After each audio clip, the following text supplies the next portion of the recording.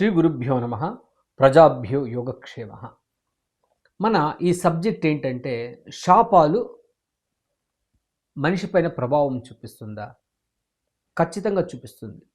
కొన్ని విషయాల్లో అదేంటంటే తల్లి శాపం, అదేవిధంగా తండ్రి శాపం, వాళ్ళు సరిగ్గా తిండి పెట్టకపోవడము, వాళ్ళని సరిగ్గా గమనించకపోవడం, వాళ్ళ రక్తం పుట్టుకున్న తర్వాత మన వంశస్థులు సరిగ్గా ఏదో చేయలేకపోతే అది ఒక శాపం. గర్భిణీ స్త్రీలను ఇబ్బంది పెట్టినప్పుడు శాపం వస్తుంది. అదేవిధంగా వాళ్ళ యొక్క సొత్తు, ఆడపిల్లల యొక్క సొత్తు, ఆస్తులు లాక్కుంటే విపరీతమైన శాపంగా మారుతుంది. అదేవిధంగా వంశం లేని వాళ్ళది ఏదైనా డబ్బులు, ఆస్తులు తీసుకుంటే కూడా ఖచ్చితంగా అది మనకు శాపాలుగా మారేదానికి అవకాశం ఉంది.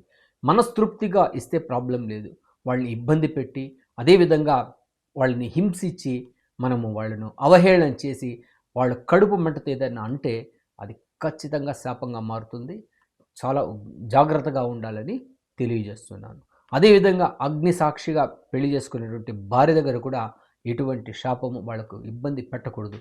పెడుతూ కూడా విపరీతమైన శాపంగా మారి ఆ యొక్క వంశానికే ఇబ్బంది తెస్తుంది. అదేవిధంగా ఒక భార్య ఉండి ఇంకొకరితో సంబంధం పెట్టుకుంటే కూడా ఖచ్చితంగా శాపంగా మారుతుంది.